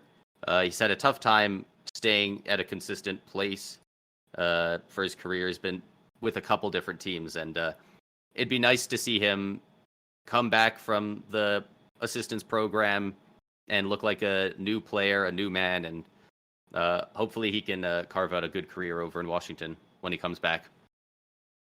Yeah. Nothing but best wishes to him, and hopefully, whatever he's dealing with, he's able to come out on the other side, happier, better, healthier, and can continue to, just keep making his mark in the league going forward. Yeah. And the last bit of news we have is that Ivan Fedotov happened this morning, I think, didn't it? Yeah. I just re-Googled it, and it looks like pretty much everything is 3 hours ago, 4 hours ago, 5 hours ago. So that would have been around like 7 a.m. For us here. But 7th round draft pick from the 2015 NHL entry draft by the Flyers, Ivan Fedotov is finally joining the team after CSKA Moscow terminates his contract. It sounds like the Flyers had some contact with some people in Russia, and were able to get them to release him from his contract. And I don't know if he's in America, but it sounds like he's on his way. Yeah, I think he already is. I'm pretty sure I saw a photo of him and Danny Briere already. Awesome. And that's so good to hear. I was really worried when it was reported on that he wasn't here yet, because for those of you who don't know, Ivan Fedotov wanted to come over to start this season with the Flyers, and was basically conscripted, and there was, we can call them allegations. He said him and his agent say they happened. The Russian government denies it, but he was basically drugged, thrown in a van, and taken to forcefully play for a hockey team, at which point he said he didn't want to. So he went to a Siberian military camp, because you're supposed to in Russia play do, I believe it's 2 years of mandatory military service, but you can instead play for a state-run hockey team, and that will count as your military time. So they gave him that option. He was like, I'd like to go to America, and they said, fuck you, send him to Siberia. It was a very scary thing. For a while, it didn't sound like he'd ever get to leave Russia. And I hope he's over here now. I hope he's safe, because it was a really scary situation for a long time there. And he had so little contact with the outside world. He was just being oppressed by these guys who were just power tripping over a goalie prospect. They were just losing it over, which just seems weird. But I guess it's all about power and keeping control over there. So thank God he's over here, and hopefully he can crack the lineup. Maybe not this season, because Samuel Ersson has been great for them. But who knows? Maybe he will, or maybe next season. So he's already in Philadelphia. Nice. There's already photos of him in practice with the Flyers. He'll play at some point this season. Yeah. Like they're not gonna. I don't think they're gonna send down. Like I think he's gonna stick with the team, and he'll probably get a game in or two here and there. It's also interesting because his contract is terminated, but the team, I'm pretty sure from what I saw, is he only had like a year. Like this was kind of the last year of his contract with the team, and the team he was with, CSK Moscow, was eliminated from the playoffs. They went 1-4 and were eliminated. So it seems like it was kind of a way of done of like, okay, so now he can go and join the Flyers for the remainder of the season rather than prolonging it to next year, sort of thing. So yeah, I got to imagine that he'll get a game in or two with the Flyers. It's very interesting because it's the entirety of the KHL is kind of it's not like the NHL here. It's almost like a sub wing of the Russian military over there. It's a lot of propaganda. It's state run, and it's very strange compared to how we're used to things being run here. And somehow the Philadelphia Flyers have, I don't know if it's good, but they've got a working relationship with them in that, you know, they've kind of had to broker some stuff to talk about Fedotov. And of course, now that they have Matvei Michkov on their draft board, they've, I'm sure, talked to them about what his future's looking to be like. So not only that, the Flyers were the only team Michkov was willing to go to, really. Like he was telling teams basically straight up, it's like, I want to go to Philly. I want to be a Flyer. Yeah. So obviously, I really don't know. Said that, but yeah, I don't know what it's like over there, but who knows? Maybe the Flyers are like the most popular hockey team in Russia, outside of Russia. Like, maybe they're just really popular. Maybe they've got some really good people that broker things. You know, some good ambassadors, I guess. But they seem to be the Russian whisperers at the moment, and you know what? I hope Michkov can come over, just like Fedotov has recently here. Yeah, for sure. But I think all of that kind of covers up the major news we had for this week. Again, a lot of it, we're kind of in that time where there's not a whole lot of news. It's mostly kind of just focusing on the scoring race and the playoff race, because it's a very close one, and there's still a lot of really anything can still happen. Even the teams that have clinched can fall out of their spot and maybe lose home ice advantage and whatnot. So every game is important for every team, and for anyone that is, if your team's down here, this is the time to be excited. Just kind of looking at the bottom teams in terms of for what the draft lottery will be. San Jose in last place with 40 points. Second last is Chicago in 31st with 47 points. In 30th, so third last is Anaheim Ducks with 52 points. And then the Columbus Blackhawks Blue are Jackets knocking on the door. Yeah, and then the Columbus Blue Jackets with 58, and then the Arizona Coyotes with 67. And then Montreal and Ottawa just above with 68. Yeah, Chicago kind of went on a little bit of a streak there. I think they won like 4 out of 6 or something. They're 5-5 in their last 10 compared to San Jose's 1-8-1. The Ducks are also 1-8-1. I think San Jose's gone on, I think it was 4 different 9+ game losing streaks this season. So, yeah. Hey, yeah, you gotta spend money to make money. All right, you gotta. Again, I don't want to get too ahead of myself because a lot of things can happen. But I would be very shocked if, I mean, really, the only 2 teams that can finish in last place and have the best odds is Chicago or San Jose, because I don't see, San Jose's 12 points behind Anaheim, leapfrogging Anaheim. So it's really going to come down to Chicago and San Jose. I really, with how bad the Sharks are, I don't see them moving out of that last spot, especially with Bedard it being 7 drags points. them to at least 2 more wins, probably. They one at the bare games, minimum. So they're winning 1 more at least. I think San Jose's pretty much got it locked up. It's not mathematically yet, but it looks like they've got it. There is a realistic chance the Sharks don't win another game the rest of the season. Like there's potential they lose outright and lose the remaining 10. And even so, they would have to win 4 out of those 10, so almost go 500. And Chicago can't win. Chicago loses the remaining 9. So I don't see it happening. But again, anything can happen. So yeah, by next week we very well might actually know if San Jose is for sure going to be last or not. Because if they lose, their next 4 or something, and Chicago wins 1 or 2, right there, it's wraps. So yeah.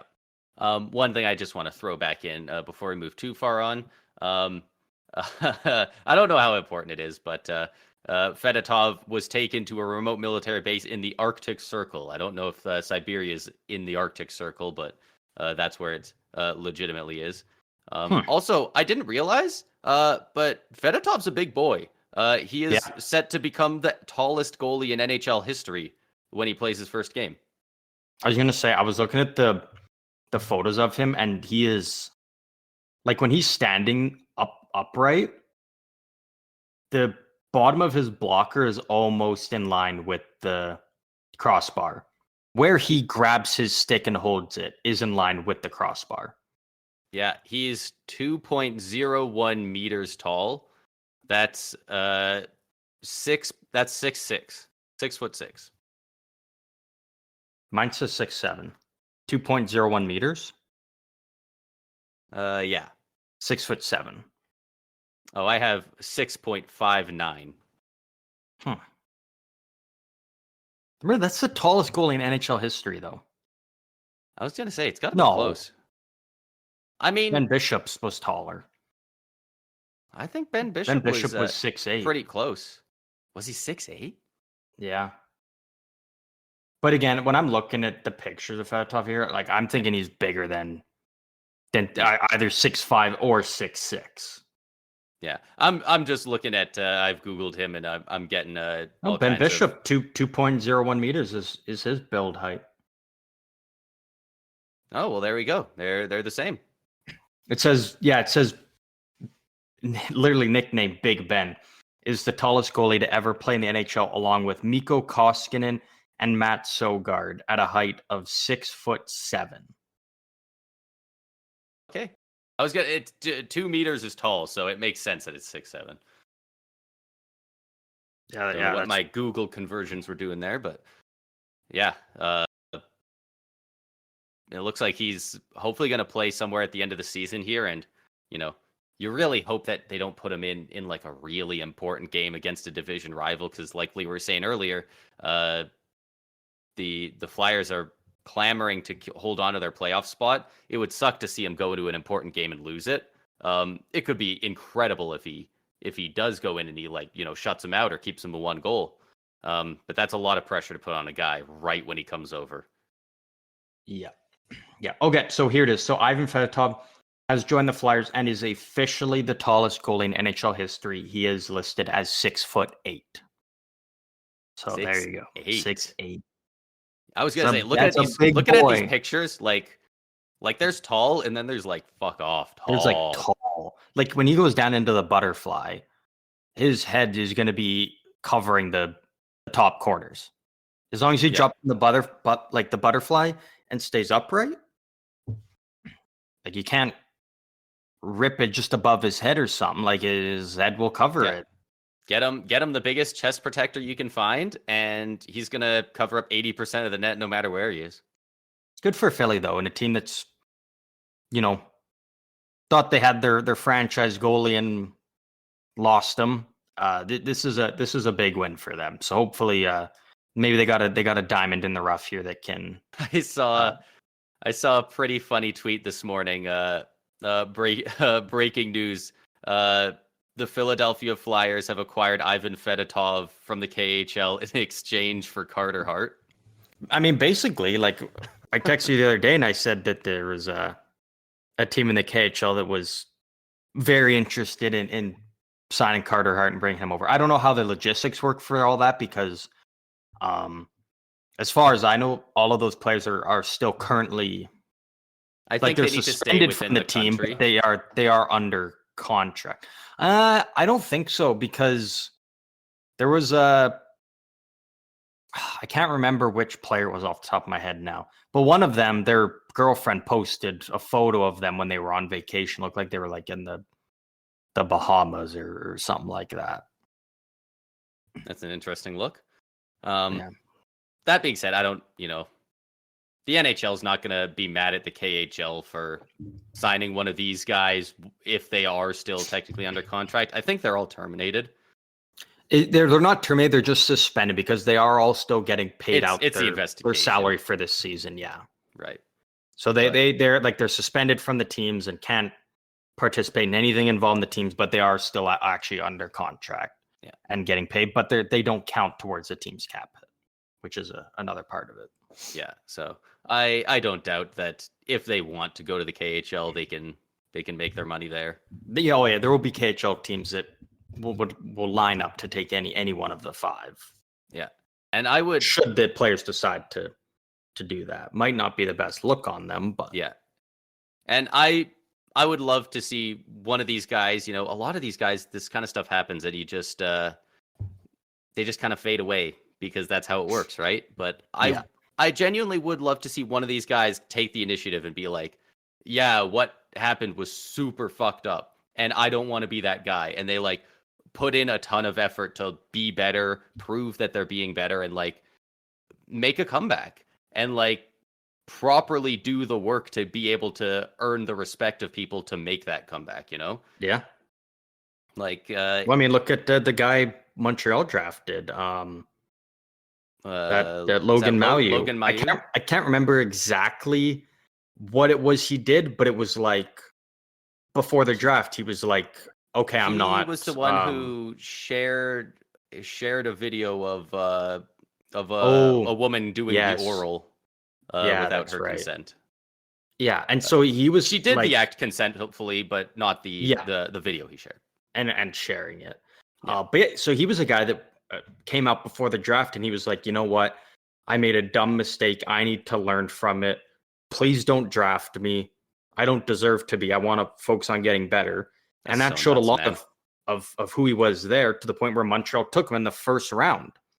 And then you've got a guy like... Which hurts only him. I can't believe they would do that. He said, don't draft me. And not only was he drafted, he was taken in the first round. That's like, so many people were like casting him aside, like, wow, congrats. You got drafted in the first round. Yeah, you're such a martyr. Like, that just makes his road to redemption even harder because it doesn't look like he's actually suffering the consequences when if he went undrafted and didn't get signed for another several years, it would have actually been like looks like he's off paying his dues.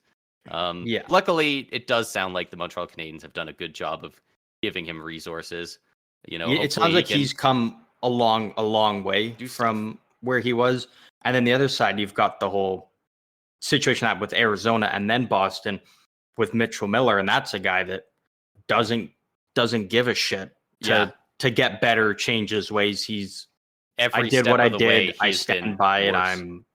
I'm proud of who I am and what I did. I don't owe anybody anything. It's like, well, that's why you're a hell of a player, a great hockey player, but you'll never play in the NHL because of the type of person you are. So, it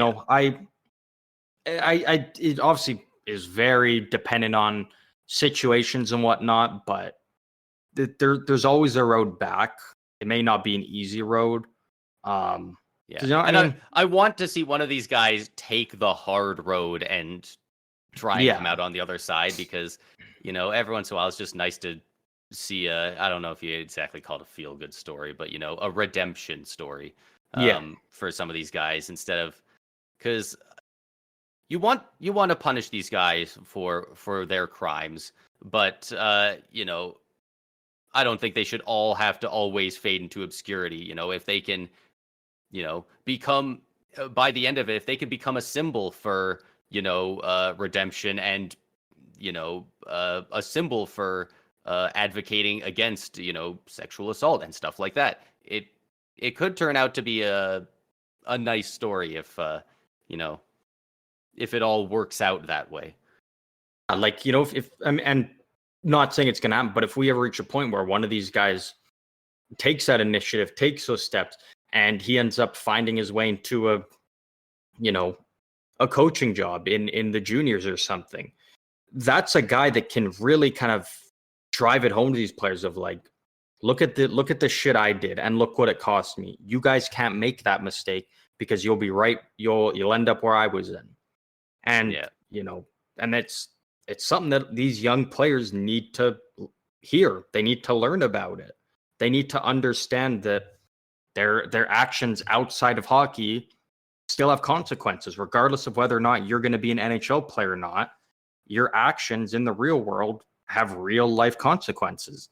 So, again, we're probably a long ways away from from finding out if or when any of these players take that initiative or that next step. But, I think it's possible. Yeah. It's on them whether or not they decide. At the very least, showing genuine remorse is just the first step, right? At this point, so many of them have been so tight-lipped. It's in court hell right now, so we don't know, and we won't know for a bit, like you said. But we'll cover it when new news does come out. And to the players, a lot of their silence is kind of asked by their lawyers. It's a lot of the time you're just stay quiet, let us handle the process until we need you to speak. Yeah. And that's got to be frustrating for a lot of them, whether they're guilty or innocent, but especially if any of them are genuinely innocent. That's got to be so brutal. Like, very few people think any of them are innocent right now. So if you are, and you're just being told you got to just shut up and we'll get through this, it's got to be brutal. Yeah.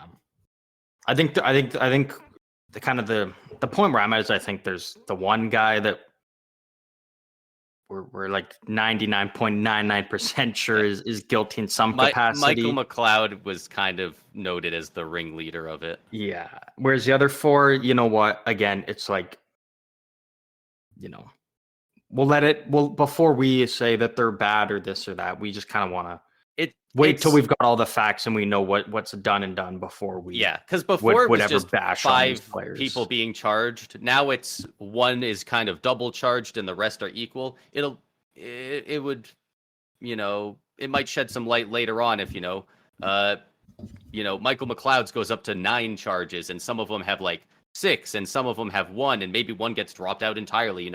Is there? I'm not a lawyer. I don't know how it works. I don't know, but like, are there varying degrees to what went on? Does the defendant go, actually, I think it was just these guys, or this guy wasn't really involved, or who knows? So, should we just start referring to them as Dirty Mike and the boys? Because we could. Because we technically could. They are kind of Dirty Mike and the boys. It is Dirty Mike and the boys. That's what they are. Oh shit. That tweet could go very hard and very poorly. Yeah, it's a high risk, high reward play. But yeah, I mean, it's again like there's always a road back. Will they take it? Yeah. I don't know, but Yeah. I this is good for personally the wouldn't. I Flyers wouldn't to love a. get a I wouldn't goalie. love a comeback story for Michael McLeod if the allegations against him are true, because Yeah, it sounds a little worse than what everyone else did. Not yeah, excusing what the others did at all, but again, we weren't there. We don't know if it was a full on something, or if they were, you know. I legitimately don't know. Does walking in, doing a quick spank on even one of the boys count as you being involved, and then leaving? Or do you have to be like fully involved? I don't know. I'm not gonna yeah, argue and those yeah, details, but yeah, you know.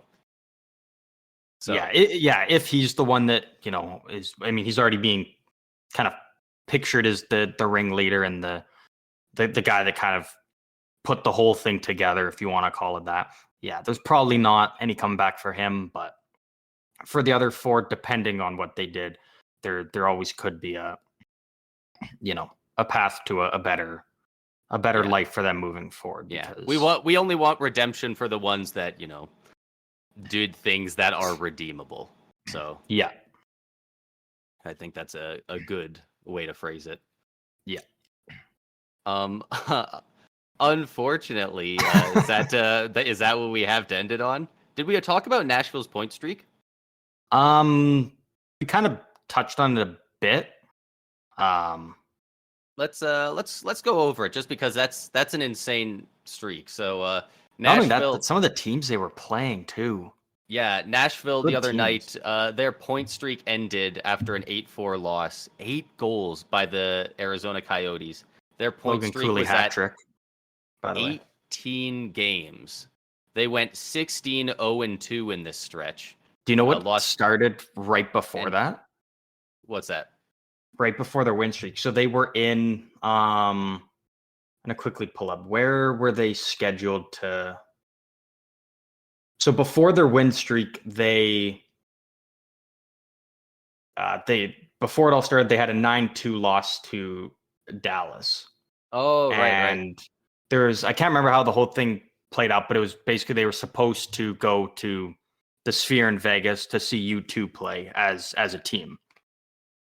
And their play was so bad that Barry Trotz and company were like, no, it's not happening.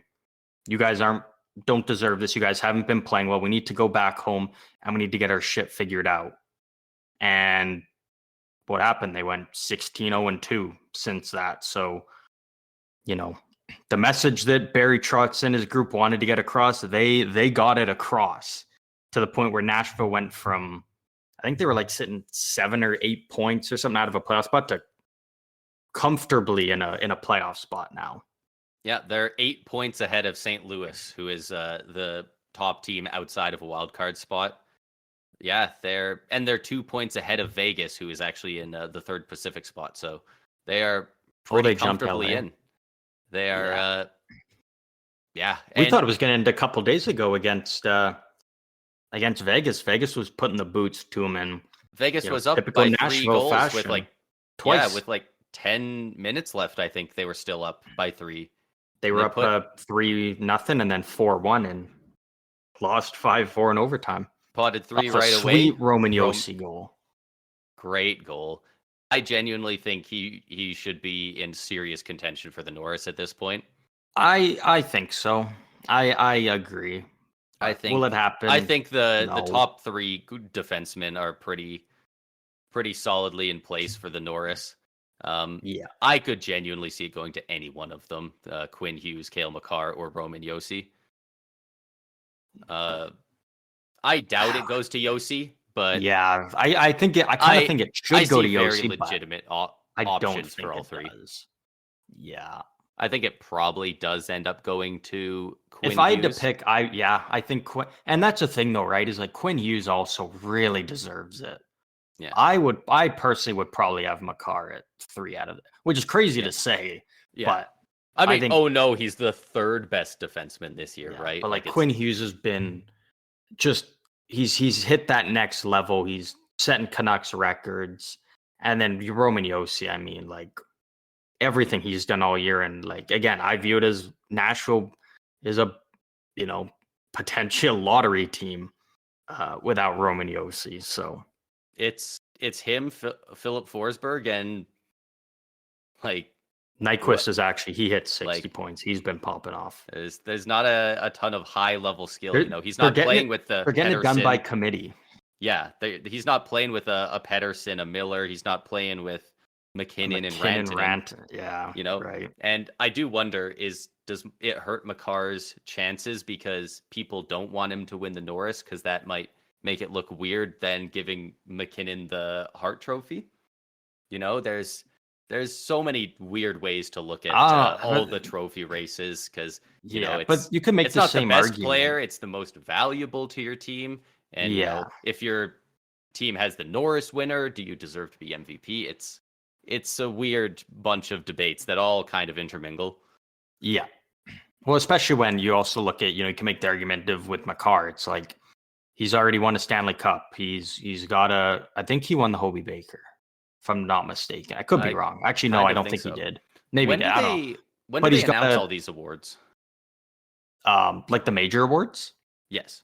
It's like a little bit before the draft. Like it's middle of after the playoffs, June-ish. Yeah. Oh yeah. After the playoffs. At some point after the playoffs, we'll do an episode where we go through all our end of season predictions. I know we did some before the season, but we'll do an end of season prediction for all the awards, and then once they come out, we'll probably do an entire episode on the awards and maybe the voting breakdown on some of them as well. Yeah, because all the votes come out now. They're released pretty promptly after the award is presented. But after the playoffs, we'll do kind of an episode where we look at the awards, and we'll draw back to our because we made our predictions for every award before the season started, so we can. We know neither of us got our Jack Adams picks, right? Yeah. Because both coaches were fired before like December too. But we'll do an episode, and we'll look at what we predicted, and then we'll look and be like, all right, what's it looking like now? You know, who are three finalists? Well, actually, I think we might already know who the finalists are by then, but then we can be like, all right, so who's taking it home? Who's our new pick for out of these three? Who's going to be the big wiener? Yeah. It'll a lot of them are really close. Other than the Vezina, like we've said, it's close for everything. Even the team ones, you know, often the President's Trophy kind of run away with one team. And you guess you could make that argument with the Rangers, but not even. They have 102 points. Dallas has 101. Yeah. Dallas is on a 6-game win streak. So it's definitely still up for grabs. I'm still hoping. I would not mind seeing Dallas win the Presidents at all. I would prefer to see the Canucks go on a bit of a run here and lock that up. Yeah. Yeah, it would be cool for Vancouver. Without Demko, that's a bit of a tough sell. It kind of looks like he's going to be out till the playoffs. Yeah, it sounds like if anything, he'll probably return at the beginning of playoffs, like for game 1 or something. Yeah. But yeah, I think with that kind of wraps up all of our news and talking points we had for this episode. I think all we got left is to if you want to jump back into the standings, you can. But I think at least we got the stats leaders. We've talked about the league standings pretty extensively, so I'll quickly go over the points, but we don't need to talk about it any further. The Boston Bruins have 99 points at the top of the Atlantic, and the Florida Panthers have 97. The Leafs have 91. In the Metro, the Rangers have 102. The Hurricanes have 99, and the Flyers have 82. And then in wildcards 1 and 2, we have the Lightning with 87 and the Capitals with 81. Just outside the playoffs in the East, we have the Red Wings with 79, the Islanders with 77, Devils with 76, Penguins with 74, Sabres with 73, the Sens with 68, the Canadiens with 68, and the mathematically eliminated Columbus Blue Jackets with 58. Down in the Western Conference, we have the Dallas Stars with 101 points in the Central, the Avs with 98 points, and the Jets with 94. In the Pacific, we have the Canucks with 98, the Oilers with 92, and the Golden Knights with 88. And in the wild card spots 1 and 2, we have the Preds with 90 and the Kings with 87. And then just outside, we have the Blues with 82, the Wild with 79, the Kraken with 73, the Flames with 71, the Coyotes with 67, who are eliminated, and every subsequent team is also eliminated. The Ducks with 52, the Blackhawks with 47, and the Sharks with 40. Boom. There we go. Boom. And then stats leaders. What are we looking at here? Leaders. We are looking at pretty right now. Atop the leaders. Those top 3 have separated themselves from everyone else. It's kind of wild. And I will say 4 and 5 have kind of separated from 6 and down as well, interestingly enough.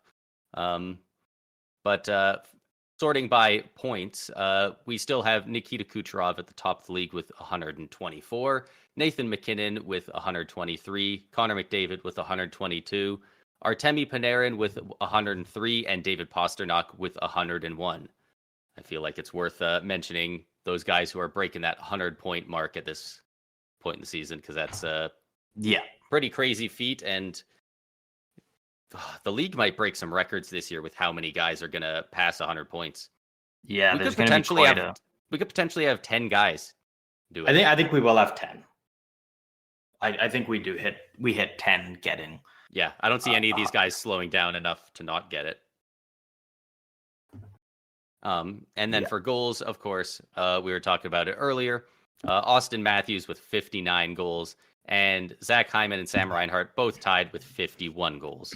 How crazy is that? I actually just looked. Zach Hyman's got 51 goals on the season, but he's exactly a point per game player. Yeah, right? 51 goals, 19 assists. 70 games 70 played, points. 70 points. Interestingly enough, like sorting by goals, points, any of those, the only person with single-digit penalty minutes is Austin Matthews, who only has 4 penalty minutes this year. Oh, wow.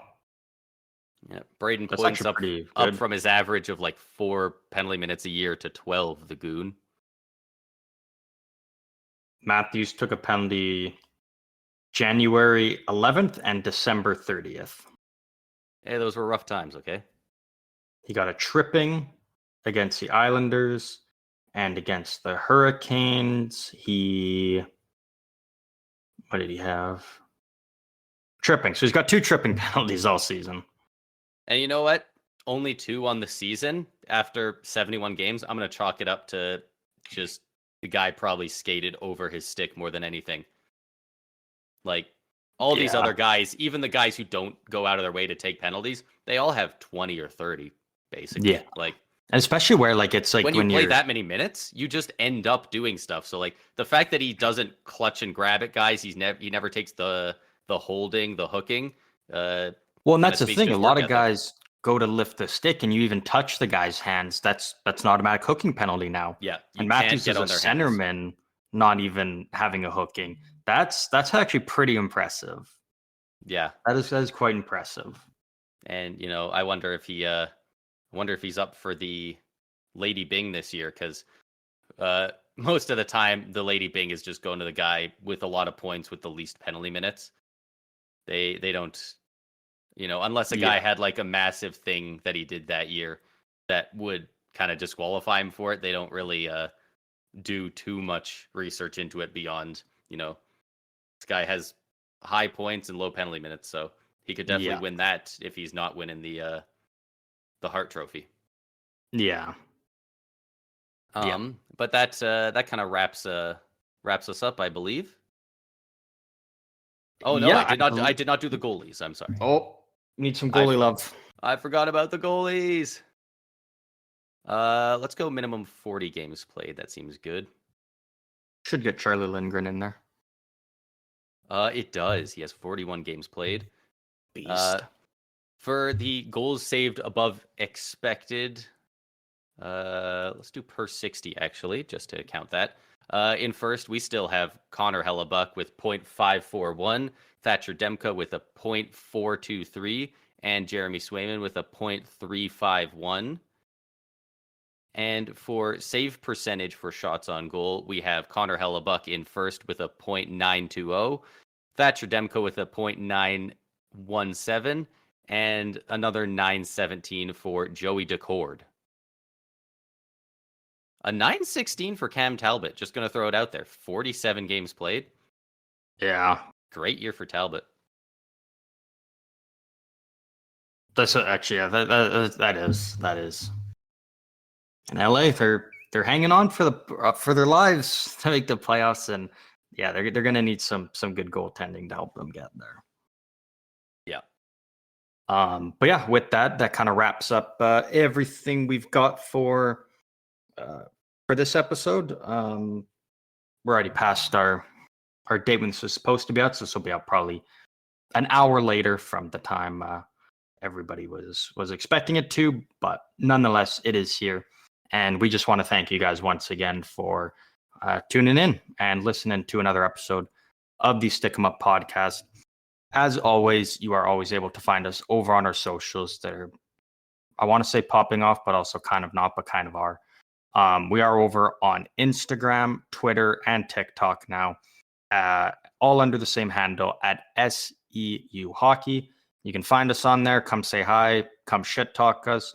Come talk about the playoffs with us, because we've got a great playoff race coming up, and we'd love to chat with you guys about it and see what you guys think about it. And if you've got anything you want us to talk about in terms of the scoring race, playoff race, predictions, whatever, let us know, and we will chat about that as we look forward to doing. Yeah, we're. I mean, I'm a Lightning fan. He's a Sharks fan, so. If you love shit talking winners, you can do that. If you love shit talking losers, you can do that. If you love shit talking losers like me, it's a wide net you can cast there. Yeah. We always love chatting. We always try to talk about every team in the league and covering all of them. Obviously, it is tough when there's 32 teams and we've only got so much time to talk about before you guys get sick of us. So, if we don't talk about a Minnesota a lot. If you're a Minnesota fan, come say hi and tell us some stuff about the Wild and stuff you want to hear us talk about. And then honestly, with the rants we go on, you'll probably get like a whole 45 minutes of us just talking about the Minnesota Wild. Yeah, we can talk about Eriksson Ek hitting 30 goals. We can talk about it. Yeah, there's lots of things we can talk about. And we just need you guys to nudge us in the directions that you want to see us going. Yeah, generally we're going to talk about the Lightning, the Sharks, and the Flames a little bit more than the majority of the other teams. I don't really even care to talk about the Sharks too much, man. They're a dumpster fire. But we talk about them more than the Coyotes. So yeah, but the Coyotes are dealing with their own struggles. They're trying to find a home. You know what? But Logan Cooley did just get a hat trick for them. So he has arrived. Looks fantastic so far. Yeah. 4 points in 2 games, 2 goals and 2 assists. Yeah. He's fun to watch. Yeah. But yeah, that kind of wraps up everything we got for this episode. Thanks again to everybody for tuning in, and we will see you guys next week.